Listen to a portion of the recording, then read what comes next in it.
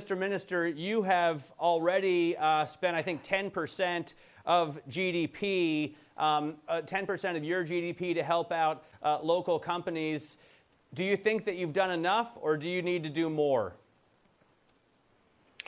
Well, there will be more, of course. This is only the first stage of fight against the virus, which contained of two different steps. On the one hand side, trying to reduce the spread of the virus, to make sure that all the people who need a hospital cure get it, and at the same time investing into Austrian businesses with guarantees, loans, and so on, to help them to get through this time of shutdown. We have to start a second stage now in negotiating ways to increase supply and demand to get back our growth rates. Let me ask you about the unemployment rate that you're seeing in Austria, Minister. So up by 170,000. If you look at that per head of population, it does seem as if your unemployment rate has gone up quicker than Germany and Switzerland. What do you attribute that to, and what do you plan to do? Depends on how you estimate and value the numbers. We have 1.2 million people within our short working scheme, which means that the government pays for their loans, basically, so that the companies do not have to send them into unemployment. If you take them into account, then it's, of course, a vast number. But those people still have a job. Those people get up to 90% of their wages. And if you look at the numbers that the European Commission issued, Austria is quite low in unemployment rates compared to other countries. I want to ask about the airline situation, Mr. Minister, because you have expressed an interest in helping out with 800 million euros in state aid for Lufthansa, Austrian Airlines. What do you want in exchange for that? Do you want a hefty chunk of shares? Do you want a seat on the board? Well, the aviation industry was one of the first that was hit by the pandemic crisis, and might be one of the last ones that gets back to normal. So, of course, we are willing to help Austrian Airlines, who is a subsidiary of Lufthansa, because it's simply important for the strategic Austrian position and the hub in Vienna.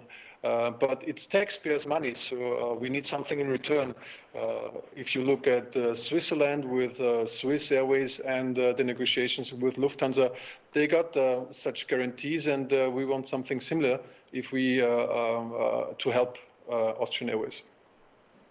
What are you thinking? We saw that Germany may get 25% plus one share. What exactly are you thinking in terms of what you want? There are still talks going on a technical level, and we simply do not want to cross out any option that is possible. The outcome cannot be foreseen at the moment. The talks are going on, but we're willing to help if we get something in return.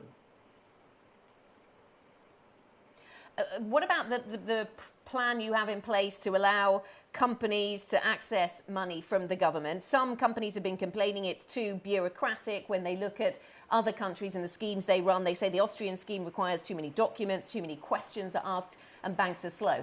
Are you looking at making changes to the plans to support business? Well, we are constantly evaluating the instruments that we implemented to help the Austrian economy. We talk to businesses and try to facilitate the helps and guarantee schemes. We have one big challenge, that is the European support scheme law that has quite high restrictions, and each measure that we want to implement to help Austrian economies has to be notified and accepted by the European Commission. It would speed up the process and make it much less bureaucratic if we could set out this supply scheme or this restriction scheme for the time of the crisis. What are the challenges, the biggest challenges you're facing here, Mr. Minister? I know that Margrethe Vestager has refused to allow state aid rules to be put on hold. Is the bureaucracy in Brussels holding you back? Well, to a certain extent, unfortunately, this is the case. Let me give you one example. The definition of healthy companies that is necessary to fulfill, to be able to give guarantees from the state side to Austrian companies is on a European definition much more strict than on an Austrian definition. So if you would be allowed to apply the Austrian definition of what is a healthy company before the crisis, we could help many more businesses than under the European scheme.